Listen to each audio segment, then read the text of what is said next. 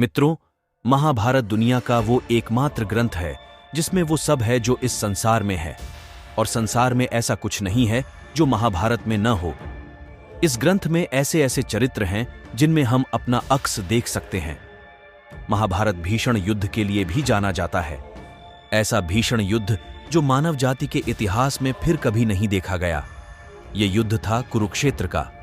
ये युद्ध चला तो सिर्फ 18 दिन था, लेकिन भारतीय पुरुषों की लगभग 80% आबादी समाप्त हो गई थी। इस युद्ध में पांडवों की जीत हुई थी और कौरवों की हार। लेकिन क्या कभी आपने सोचा है कि पांडवों की जीत के बाद क्या हुआ? कौन कौन बचा? पांडवों ने कितने समय तक हस्तिनापुर पर शासन किया? उनकी मृत्यु कैसे हुई, या फिर क्या उनकी हत्या हुई थी? और सबसे महत्वपूर्ण बात है कि भगवान कृष्ण का क्या हुआ? हम इस वीडियो में सभी सवालों के जवाब देंगे। नमस्कार मित्रों, स्वागत है आपका डिवाइन सर्च चैनल पर।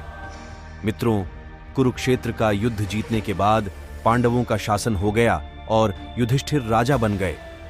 कौरवों की मृत्यु से दुखी गांधारी ने कृष्ण को खूब कोसा और अपने पुत्रों की तरह उनके और यदुवंश के नाश की कामना की। पांडवों ने हस्तिनापुर पर 26 साल शासन किया। इस बीच गांधारी का कृष्ण को दिया श्राप असर दिखाने लगा। कृष्ण यदुवंशियों को लेकर प्रभासा चले गए। प्रभासा में यदुवंशियों में बगावत हो गई और उन्होंने इतना खून खराबा किया कि यदुवंशियों का वजूद लगभग समाप्त ही हो गया। उसके बाद जरा नामक एक शिकारी का तीर गलती से भगवान कृष्ण को लग गया, जिससे उन्होंने अपना देह त्याग कर दिया। इसके बाद श्री कृष्ण विष्णु के अवतार में समाहित हो गए और शरीर त्याग दिया।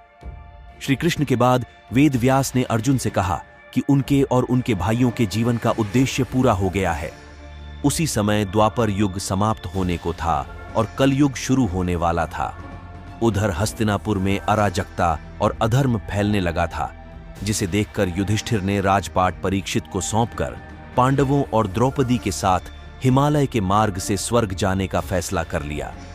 रास्ते में एक कुत्ता, जो दरअसल भगवान यम थे, वो भी उनके साथ ही गया।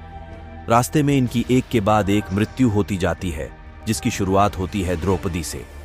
भीम की सबसे आखिर में मृत्यु होती है। इनकी मृत्यु का संबंध उनके अभिमान, अभिलाषा से जुड़ा था।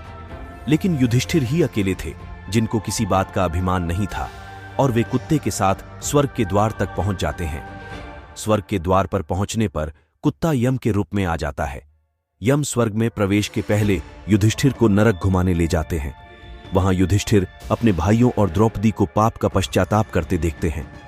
इसके बाद भगवान इंद्र युधिष्ठिर को लेकर स्वर्ग जाते हैं और वादा करते हैं कि उनके भाई और द्रौपदी भी जल्द वहां उनसे मिलेंगे। और इस तरह भगवान कृष्ण और पांडवों ने ये संसार त्यागा। इसके बाद कल युग शुरू हुआ, जिसे हम आज का संसार कहते हैं।